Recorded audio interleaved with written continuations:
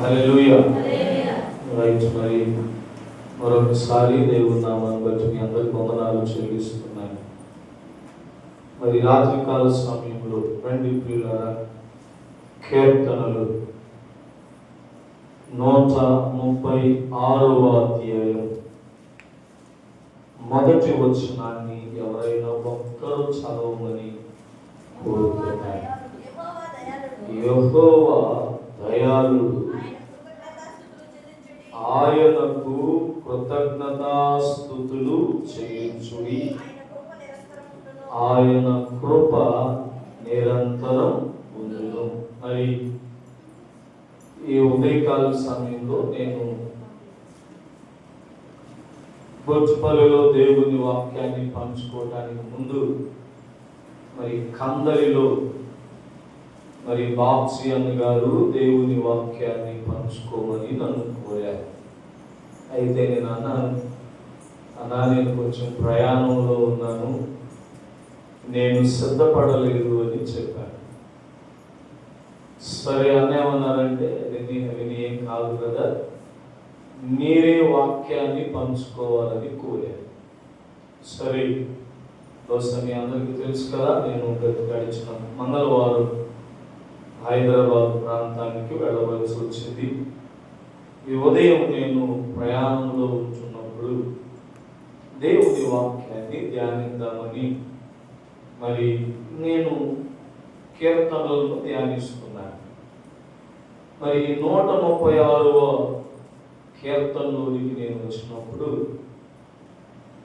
పిల్లరా, ఈ కీర్తనలో మొత్తం మనకి 26 వచనాలు కనబడతాయి. ప్రతి వచనాన్ని మీరు చదివితే భక్తులు దీని గురించి రాస్తూ వారు చెప్పిన మాట ఏంటో తెలుసా? ప్రతి వచనం దేనిని సూచిస్తారో తెలుసా? దేవుని యొక్క ప్రేమను అని చెప్తారు.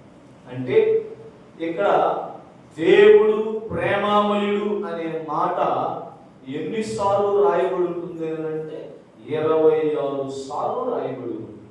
ఈ రాత్రి దేవుడు నాకు ఇచ్చిన కృపను బట్టి కొన్ని మాటలను మీతో పంచుకుంటాను. అయితే ప్రియులారా, మరి ఈ వాక్యాన్ని మీకు బోధించడానికి ముందు ఈ గ్రంథాన్ని లేకపోతే ఈ పుస్తకాన్ని మరి మెజారిటీ ఆఫ్ పీపుల్ ఏమన్నారు అంటే దావీదు మహారాజు గారు రాసుంటారు అని చెప్పారు. అయితే ఈ పుస్తకంలో ఏమి రాయబడింది అంటే క్లియర్గా చెప్పిన మాట ప్రైజింగ్ అంటాడు. అంటే దేవునిని స్తుతించడం. ఎవరు స్తుతించారయ్యా దేవుణ్ణి అంటే ఈ అధ్యాయాన్ని మీరు పిల్లలు చదవండి. 2 వ్యక్తులు మనకు కనబడతారు. ఒకటి మరి మోషే గారు, రెండవది ఇశ్రాయేలీల ప్రజలు. ఎందుకు వీరు దేవుణ్ణి స్తుతించారు అంటే దానికి కూడా కారణం మీరు ఈ గ్రంథాన్ని చదివితే అర్థమైపోతుంది. ఒకటి, ఐగుప్తులో నుంచి దేవుడు ప్రజలను విడిపించాడు, ఫరో చేతిలో నుంచి దేవుడు విడిపించాడు అని అందుకొరకు వీళ్ళు ఇక్కడ దేవుడిని ఏం చేస్తున్నారు పిల్లరా? స్తుతిస్తున్నారు. ఈరోజు ఇదే మాటను నేను కందల్లో కూడా పంచుకున్నాను. అయితే అక్కడ చెప్పింది ఇక్కడ చెప్పను, కొత్త విషయాలు మీతో పంచుకోవడానికి ప్రయత్నిస్తాను. అయితే పిల్లరా, సార్ ఈ గ్రంథం నుంచి లేకపోతే ఈ పుస్తకం నుంచి మేము ఏమి నేర్చుకోవాలి అంటే, అందుకే మొదటి వచనంలోనే మనం చదవబడిన మాట ఏంటంటే యెహోవా దయాళుడు, ఆయనకి ఏం చెల్లించాలంట? చెప్పండి ప్రియులారా.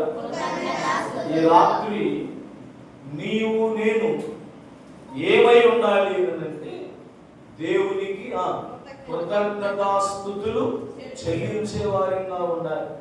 ఎందుకంటే పిల్లరా, దేవుడు చేసేటువంటి మేలులు, దేవుడు చేసేటువంటి అద్భుత కార్యాలు, దేవుడు చేసేటువంటి ఆశ్చర్య కార్యాలు, వీటన్నిటినీ మనం చూసినప్పుడు మనం చేయవలసిన పని ఒకటే పిల్లరా.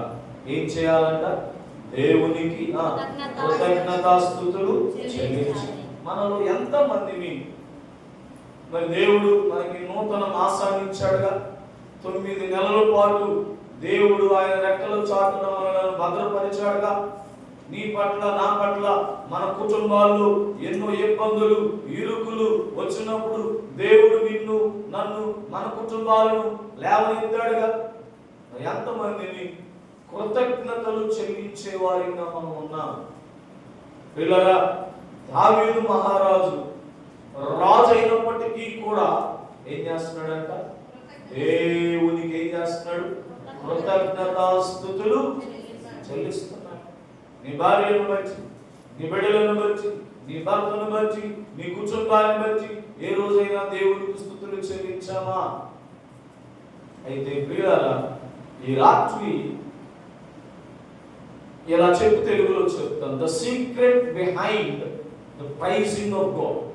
దేవుణ్ణి స్తుతించటంలో ఉన్నటువంటి రహస్యం ఏంటో ఈ రాత్రి నేను కొన్ని విషయాలను మీకు చూపించాలని ఆశపడుతున్నాను. పిల్లల, ఇలా అడుగుతాను, ఏమనుకోకండి. ఎంతమందికి మనలో దేవుణ్ణి స్తుతించేటువంటి అనుభవం?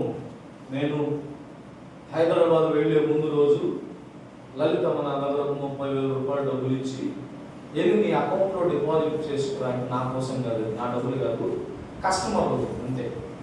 నాకు మా పాస్టర్ గారు బాగున్నాయి అనుకోవాలంటే దేవుడు ఇస్తాడు, ఇబ్బంది ఆయన పోషిస్తాడు.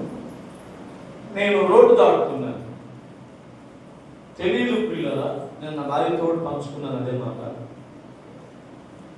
నా అంతటా నా నోరు తెరచి నేను ఇలా ప్రార్థన చేస్తున్నాను, ప్రభువా నీ సావులో నన్ను నమ్మకస్తుంది. తెలియదు నాకు. రోడ్డు దాటిన తర్వాత నాకు అనిపిస్తుంది, ఎందుకు ఇలా ప్రార్థన చేశాను.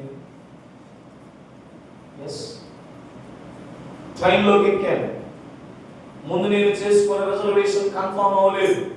తత్కాల్లో ప్రయత్నించాను, దేవుడు నాకు రిజర్వేషన్ కన్ఫర్మ్ అయింది. సీట్లోకి వెళ్ళగానే నేను చేసిన పని ఏంటో తెలుసా? జస్ట్ కూర్చున్నాను. నాకు ఈ సీట్ ఇచ్చినందుకు వందనాలు ప్రభువా. రిటర్న్లో ఆర్ఏసీలోనే ఉంది నాకు టికెట్, కన్ఫర్మ్ అవ్వాలా.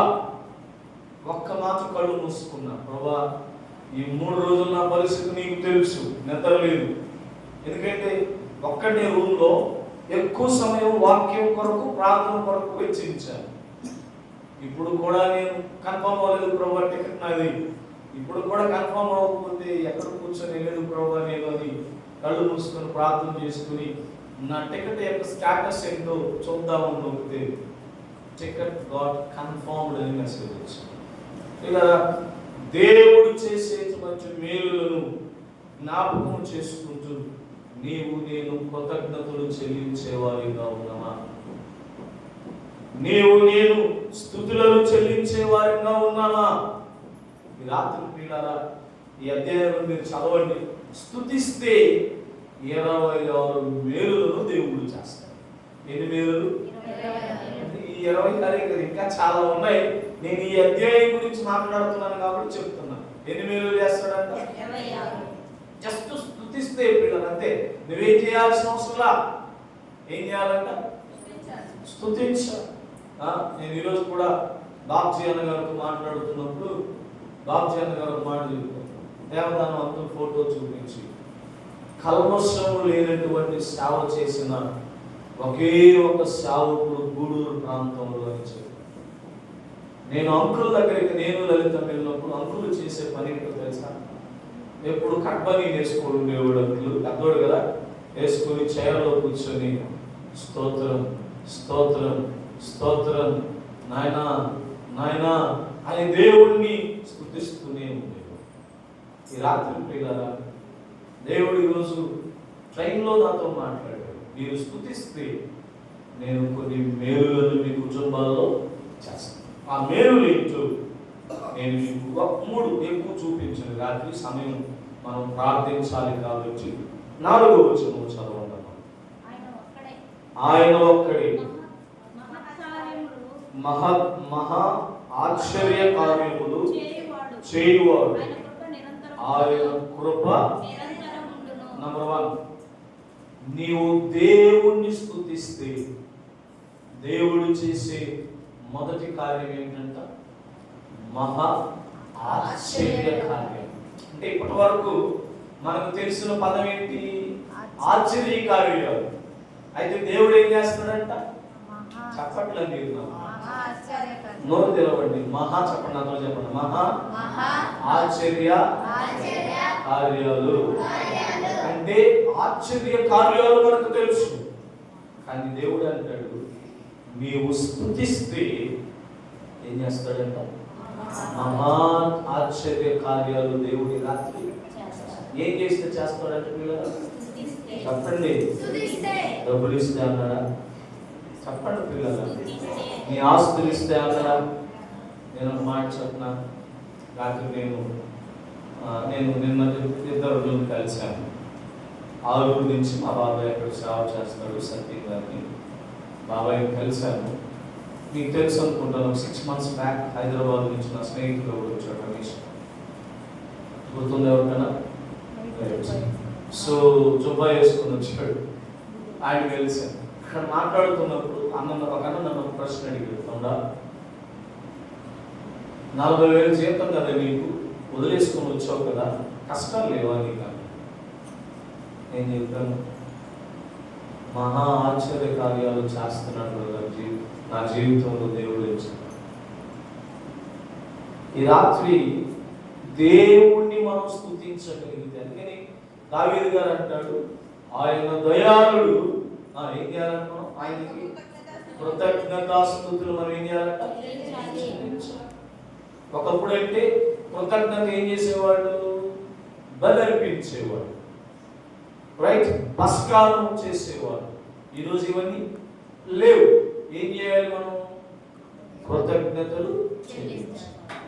సో నంబర్ 1, నీ జీవితంలో నువ్వు కృతజ్ఞతలు చెల్లించేటువంటి అనుభవం నీ జీవితంలో ఉంచే పిల్లరా, దేవుడు మొదటిగా మన జీవితాలు ఏం చేస్తాడంట? చెప్పండి. మహా ఆశ్చర్య కార్యాలను దేవుడు నువ్వు ఊహించిన కార్యాలు చేస్తాడు. అర్థమైందని నేను చెప్పింది. నీ భార్య దేవునికి లోబడట్లేదని ఆలోచిస్తున్నావేమో, దేవుని స్తుతించు, దేవుడు మహా ఆశ్చర్య కార్యాలను చేస్తాడు.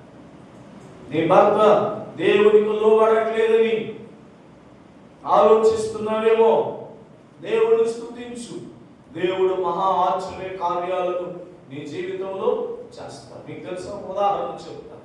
ఒక తల్లి ఉంది. ఈ తల్లికి ఒకే కుమారుడు. ఈ అబ్బాయి బాగా చదువుకున్నాడు, ఉద్యోగం రాలేదు, నక్సలైట్గా మారిపోయాడు.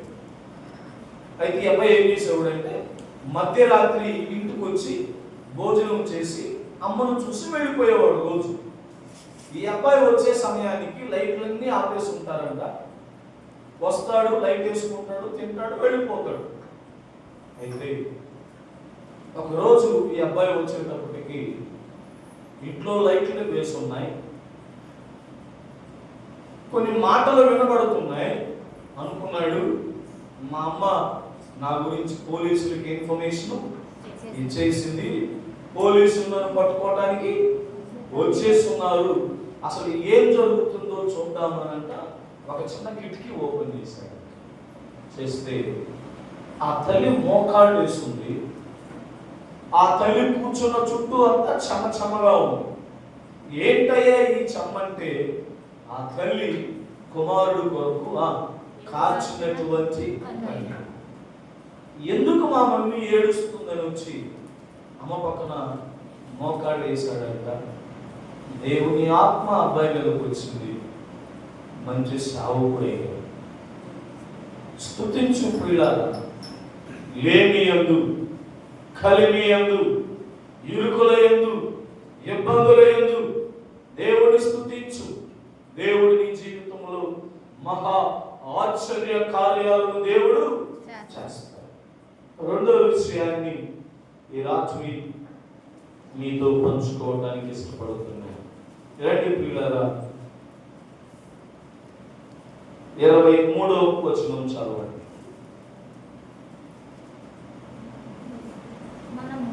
మనము దీన దశలో ఉన్నప్పుడు ఆయన మనలను జ్ఞాపకము చేసుకొనెను. రెండో విషయానికి వస్తున్నాయి. దేన దశలో నువ్వు ఉన్నప్పుడు అంటే దాని అర్థం ఏంటి చెప్పండి? అవసరతల్లో అక్కరతల్లో ఉన్నప్పుడు దేవుడు ఏం చేస్తాడంట? అక్కడ చాలా బాగా రాశాడు. దేవుడు మనల్ని ఏం చేస్తాడంట? జ్ఞాపకం చేసుకుంటాడు. ఎప్పుడు జరుగుతుంది ఇదంతా? దేవుణ్ణి స్తుతించి, నీవు దేవుణ్ణి స్తుతించే స్థితిలో నీవు ఉంటే, దేవుడు దేన స్థితిలో ఉన్నప్పుడు ఏం చేస్తాడంట? చెప్పండి పిల్లరా, మీకు అర్థం కావడానికి చెప్తాను. ఒక సేవకుడు తినటానికి ఆహారం లేదు, అయితే అనుదినము దేవుణ్ణి స్తుతిస్తున్నాడు. దేని ద్వారా పంపించాడు పిల్లల ఆహారాన్ని? కాకుల ద్వారా పంపించాడు. సో దేన స్థితిలో ఉన్నాడని దేవుడు జ్ఞాపకం చేసుకున్నాడా లేదా? చేసుకున్నాడు. ఈ రాత్రి అదే చెప్తున్నాను. నీవు దేవుణ్ణి స్తుతించేటువంటి అనుభవం నీ జీవితంలో ఉంటే, నీవు దేన స్థితిలో ఉన్నప్పుడు అంట దేవుడు నిన్ను నన్ను జ్ఞాపకం చేసుకుని ఏం చేస్తాడు తెలుసా? మనం ఉన్న స్థితిలో నుంచి దేవుడు మనల్ని లేవనెత్తుతాడు. అది ఎంతటి స్థితి అయినప్పుడు ఇలా. అందుకే నేను మీకు ఇలా మాట్లాడుతానా, నాకు ఒక 10,000 రూపాయలు డబ్బులు కావాలి, రైట్? నేను మొదలని అడిగాను. ఎందుకు అడుగుంటాను చెప్పండి? అడిగితే ఇస్తాడు. రెండోది, ఆయన దగ్గర డబ్బు ఉంది కాబట్టి అడిగాను. ఆ నమ్మకం నాకు ఉంది కాబట్టి అడిగాను. మనం ఎందుకు దేవుడిని స్తుతించట్లేదో తెలుసా? నీ దేవుడు నిన్ను దేన స్థితిలో నుంచి విడిపించగలిగే సమర్థుడే. నీవు దేన స్థితిలో ఉన్నప్పుడు మనుషులను నమ్ముతాం పిల్లల, చక్కగా నమ్ముతాం, కానీ దేవుడిని నమ్మట్లేదు. అందుకని భక్తుడు అంటాడు, నీవు దేవుడిని స్తుతించగలిగితే దేవుడు ఏం చేస్తాడంట? నీవు దేన స్థితిలో ఉన్నప్పుడు దేవుడు నిన్ను చెప్పండి పిల్లరా. ఈ లోకంలో నిన్ను ఎవ్వరు జ్ఞాపకం ఉంచుకోరు పిల్లరా. మనమందరం దేవుని బిడ్డలం కాబట్టి.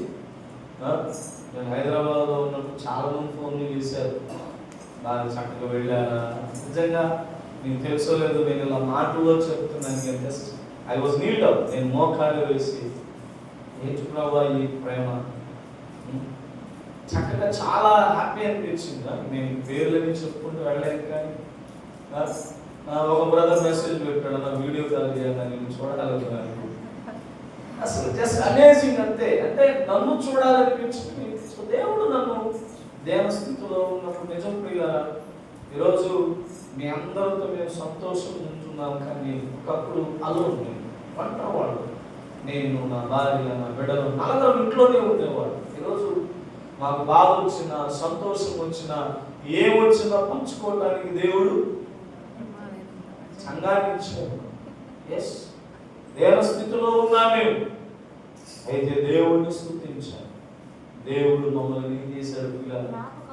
ప్రపంచంలో నిన్ను నన్ను ఎవరు జ్ఞాపకం పెట్టుకుంటాడు? అందుకని దావీదు గారు అంటాడు, ప్రభువా నరులను జ్ఞాపకం చేసుకోవడానికి నేను ఎట్టివారో నాయనా అంటాడు. సో యేసు ప్రభు ఎవరో తెలుసా? నీవు దేన స్థితిలో ఉన్నప్పుడు నిన్ను జ్ఞాపకము చేసుకుని, ఆ దేన స్థితిలో నుంచి నిన్ను చేయి పట్టుకుని లేవనెత్తే దేవుడు.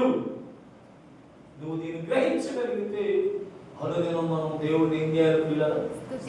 చెప్పండి. తెలుసా, నేను హైదరాబాద్ లో కంపెనీలో పనిచేస్తున్నప్పుడు భోజనానికి ముందు కూడా ప్రార్థన చేయాలి. భోజనం కొరకు కాదు, భోజనానికి ముందు నాకు 45 నిమిషాలు ఇచ్చేవాడుగా. 45 నిమిషాలు తింటానా నేను భోజనం? గట్టిగా తింటే 10 నిమిషాలు, 15 నిమిషాలు, మిగతా సమయం ప్రార్థన చేసుకో. దేవుడిని స్తుతిస్తున్నావా? మూడో విషయాన్ని చెప్పి నేను ముగిస్తాను. 24 చదువు. మన శత్రువుల చేతిలో నుంచి మనలను విడిపించను ఆయన కృప నిరంతరము ఎవరికి ఉంటుందంట? మనకి. రైట్, మూడో విషయాన్ని చెప్తున్నాను. నీవు దేవుని స్తుతించగలిగితే దేవుడు ఏం చేస్తాడంట? మన శత్రువుల చేతిలో నుంచి మనలను విడిపిస్తాడు. ఎవరు ఎక్కడి నుంచి విడిపించాడు అంటే చెప్తాను. యోసేపు బాలుడుగా ఉన్న సమయంలో, చిన్నవాడిగా ఉన్న సమయంలో అన్నవాళ్ళు ఏం చేశారంటే కక్షతో వచ్చి అమ్మేశారు. మొత్తానికి మనోడు తిరిగి ఐగుప్తులో పడ్డాడు. ఒక మాటలో చెప్పాలంటే యోసేపుకి చాలా మంచి పేరు ఉంది ఐగుప్తు దేశంలో. ఎందుకంటే ప్రధానమంత్రిగా పనిచేశారు. యోసేపు గారు చనిపోయారు. యోసేపు గురించి బాగా తెలిసిన రాజులు కూడా చనిపోయారు. ఇప్పుడు ఇశ్రాయేల్ ప్రజలందరినీ వీళ్ళు ఏం చేశారు అంటే బానిసలుగా చేశారు. వీళ్ళ పని ఏంటంటే ఇటుకురాళ్ళు తయారు చేయడం. ఈ పని చాలా కష్టమైన పని. అయితే ఎన్ని సంవత్సరాలు వీళ్ళు బానిసత్వంలో ఉన్నారో తెలుసా పిల్లరా మీకు? 400 సంవత్సరాలు. కొన్ని దగ్గర 430 అని కూడా రాశారు. నేను మీకు రౌండ్ ఫిగర్గా అర్థం కావడం కొరకు 400 చెప్తున్నాను. అయితే మీరు నిర్గమకాండంలోనికి వెళ్ళి చదవండి. ఈ బానిసత్వంలో ఉన్నటువంటి ప్రజలు దేవుడిని స్తుతించారు. స్తుతించినప్పుడు దేవుడు ఏం చేశాడంటే పిల్లరా, మోషేని పంపించి ఫరో చేతిలో నుంచి దేవుడు వెళ్ళని విడిపించాడు. అందుకని వీళ్ళు అంటారు 400 సంవత్సరాలు మేము బానిసలో ఉన్నాం, అయితే మమ్మల్ని విడిపించిన వ్యక్తి ఎవరో తెలుసా? యేసు క్రీస్తు. పిల్లరా, నీ శత్రువు ఎంత గిట్టుడైనా, ఎంత బలవంతుడైనా, ఎంత జ్ఞానవంతుడైనా, నీవు ఎంత బలహీనుడు అయినా కావచ్చు, నువ్వు అనుదినం దేవుణ్ణి స్తుతించగలిగితే దేవుడు ఏం చేస్తాడంట? చక్కగా రాశాడు కదా, మన శత్రువుల అంటే ఇక్కడ శత్రువుల చేతిలో నుంచి నేను విడిపిస్తానని చెప్పాల. మన అంటే నా శత్రువుల చేతిలో నుంచి నన్ను విడిపిస్తాను. సో అది ఎలాంటి శత్రువు అయినా కావచ్చు. కాబట్టి పిల్లరా, నిజంగా ఈ అధ్యాయం చదువుతున్నప్పుడు మీకు తెలుసుకోలేదో, నేను బైబిల్ని బాగా అండర్లైన్ చేసేస్తాను. బైబిల్ చదివేటప్పుడు ఇంపార్టెంట్ విషయాలు అండర్లైన్ చేస్తాను. ఈ అధ్యాయం ప్రతి లైన్ అండర్లైన్ చేసేది. ఎందుకంటే ప్రతి వచనంతో దేవుడు నాతో మాట్లాడాడు. ఆల్మోస్ట్ కావలి దగ్గర ఎత్తుకున్నాను బైబిల్. ఒకే అధ్యాయాన్ని ధ్యానించాను. మామూలుగా అయితే ఒక 3-4 కీర్తనలు కొంచెం చిన్న గ్రంథాలు ఉంటాయి, పుస్తకాలు ఉంటాయి కాబట్టి ధ్యానిస్తాను. కానీ ఈరోజు ఈ ఒక్క అధ్యాయాన్ని దేవుడు నాతో మాట్లాడుకోవచ్చు. సో వీలైతే నేను టైప్ చేసి గ్రూప్లో పెడతాను, చూడండి. దేవుడిని నువ్వు స్తుతించగలిగితే పిల్లరా 26 ఆశీర్వాదాలు దేవుడు మనకు ఇస్తాడు. అయితే దేవుడు నాకు ఇచ్చిన సమయాన్ని బట్టి ఈ రాత్రి ఎన్ని పంచుకున్నాను మీరు? వీలైతే నేను ప్రతి వారం చెప్తాను. 26 కవర్ అయ్యేంత వరకు చెప్తానంటే మనకు 13 కాదు, సరే ఒక 7 వారాలు 4 వారాలు వస్తాయి, చెప్తాను నేను వీటిలో ఉన్న ఆశీర్వాదాలు. రైట్, అలా ఆలోచన వచ్చి మొదటి 3 చెప్పేసి రోజు ఆలోచన రాదు. రైట్, సో దేవుడిని స్తుతిస్తే మొదటిగా ఏం పేరు జరుగుతుంది? మహాశ్చర్య కార్యములు దేవుడు చేస్తాడు. రెండోది, దేవుడిని స్తుతిస్తే కలిగేటువంటి రెండవ ఏంటంటే నీవు దేన స్థితిలో ఉన్నప్పుడు దేవుడు మనలను జ్ఞాపకం చేసుకుంటాడు. మూడోది ప్రియులారా, మన శత్రువుల చేతిలో నుంచి ఎన్నిసార్లు నువ్వు శత్రువుల చేతిలో ఓడిపోయావు చెప్పు. నీకు ఒక బలహీనమైన శత్రువు అర్థమవుతుందా ప్రియులారా? సో మొబైల్ అనే శత్రువు చేతిలో ఓడిపోయాం, టీవీ అనే శత్రువుల చేతిలో మనం ఓడిపోయాం, డబ్బు అనే శత్రువుని చేతిలో మనం ఓడిపోయాం, స్నేహితుడు అనే శత్రువు చేతిలో మనం ఓడిపోయాం, పాపం అనే శత్రువు చేతిలో మనం ఓడిపోయాం. దీనికి సీక్రెట్ చెప్పనా? అర్థమైనా? సచిన్ టెండూల్కర్ గారిని BBC ఛానల్ వాడు క్వశ్చన్ అడిగాడు, సార్ గాడ్ ఆఫ్ క్రికెట్స్ క్రికెట్కి నువ్వు దేవుడివి. ఎంత గొప్పడు అవడానికి కారణం ఏంటంటే ఆయన చెప్పిన మాట ఏంటో తెలుసా? నేను ఇంతకుముందు మ్యాచ్లో ఎలా అవుట్ అయ్యానో దాన్ని మరలా చూస్తాను. అర్థమైందా? అర్థం కదా? ఫర్ ఎగ్జాంపుల్ నేను మీకు బ్యాడ్మింటన్ చూపించేవాడిగా ఇలా కొట్టాను, అది నేను ఫీల్డర్ చేతిలో పడిపోయింది, ఇంకొకసారి అలా పట్టడు. అలా చూచి మరలా ఆ తప్పు చేయకుండా ఉండేటట్టు సరి చేసుకున్నాడు. కాబట్టి ఈయన ప్రపంచానికి క్రికెట్కి దేవుడు అయిపోయాడు. గాడ్ ఆఫ్ క్రికెట్ అంట. సో నీ శత్రువు ఎవరైనా కావచ్చు ఈ రాజు, ఎవరైనా నీ ఆరోగ్యమే లేకపోతే నీ అనారోగ్యమే నీకు శత్రువు కావచ్చు. ఒకటే చేయండి పిల్లలు, లెట్ us praise God. దేవుణ్ణి మనం ఏం చేయాలంట? స్తుతించు. ప్రభువా ఇదిగో నా బిడ్డకి అనారోగ్యం ఇచ్చావు, నీకు వందనాలు, నీ మహిమార్థమై నిన్ను బాగు చేసుకో. అర్థమైందా? ఎందుకు ఇచ్చినావు ప్రభా, ఎందుకు ఇచ్చినావు ప్రభా, ఎందుకు ఇచ్చినావు ప్రభా అంటే మాట్లాడుతున్న దేవుడు ఒక రోజున మనం కాదన్నట్లు నేను ఏం చెప్తా? నేను మీకు చాలాసార్లు చెప్పాను, నా భార్యకు కూడా దేవుడు బలహీనతలు ఇచ్చాడు. ఎందుకు ఇచ్చాడో చెప్పనా?